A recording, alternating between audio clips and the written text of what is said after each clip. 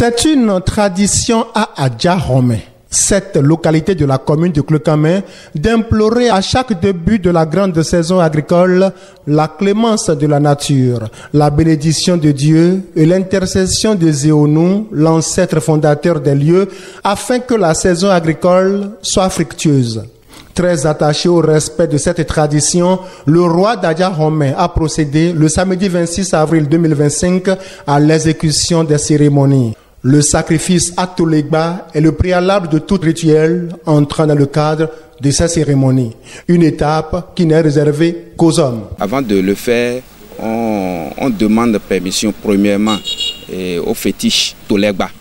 Donc c'est ça, nous sommes venus pour demander permission, commencer par lui. Tout le monde est concerné, mais ce que vous voyez, c'est le commencement.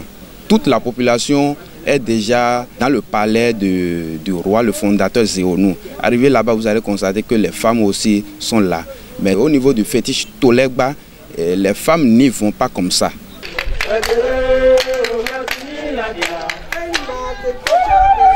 Direction ensuite à la résidence de l'ancêtre Zéonou, précisément à cet endroit où il se serait inhumé avec ses enfants après avoir prononcé des incantations qui ont fait fendre le sol, et ils s'y sont rentrés d'après l'histoire. Le rituel se passe dans la maison de Zéonou, une maison sacrée.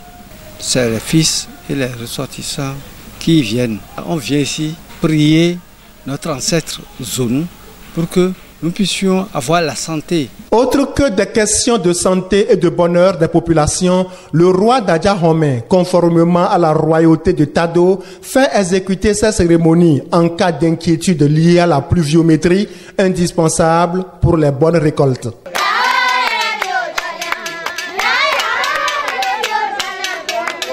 Sans eau, il n'y a pas de vie. Il y a des moments où, quand c'est grave, c'est vers lui que nous nous tournons. C'est Tado qui lui a donné les forces. Le roi de Tado à Adja-Homé. C'est sous sa coupole que nous sommes venus prier, demander de l'eau, la santé pour les enfants, la santé pour toute la famille.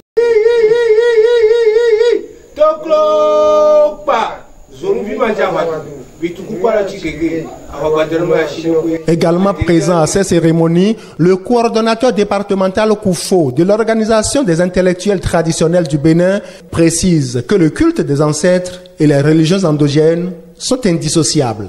D'abord, je tiens à préciser qu'on ne peut pas dissocier nos religions de nos ancêtres. Quand nous parlons de la spiritualité vaudou, les ancêtres sont associés aux divinités en même temps. Au temps de nos aïeux, il y avait des pratiques qu'on faisait pour que chaque année soit une année paisible et prospère pour tout le monde. C'est sur cet élan que notre nouveau roi, Kouedji II, a initié ces rituels-là pour pouvoir demander la bénédiction des divinités. Les sacrifices à la divinité Ekpetchouron ont marqué une autre étape importante lors de cette cérémonie. Ici, il a été essentiellement question de la protection d'Adja-Homé et de ses habitants.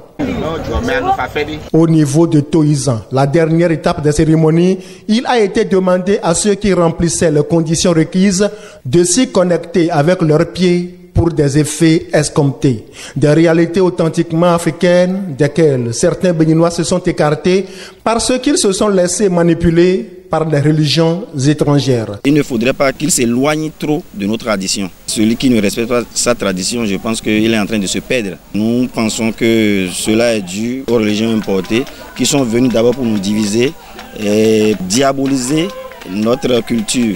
Je leur demanderai de faire un retour à la source et de savoir que tant que nous n'allons pas reprendre les choses comme nos ancêtres, on aura toujours des difficultés. Pour la paix et au nom de la paix, le roi a prié pour Adja-Homé, la commune de Klekame, le département du Koufo, la nation béninoise entière, sans oublier son président, Patrice Talon.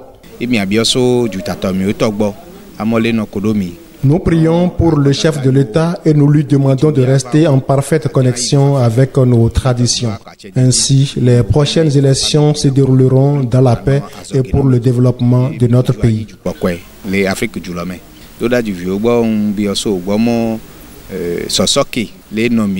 Aux populations, je leur demande de promouvoir le pardon, la tolérance et la fraternité. Ainsi, nous aurons tout ce que nous demandons. Paysans, commerçants, artisans, fonctionnaires, au pays comme à l'étranger, nous aurons tous la paix.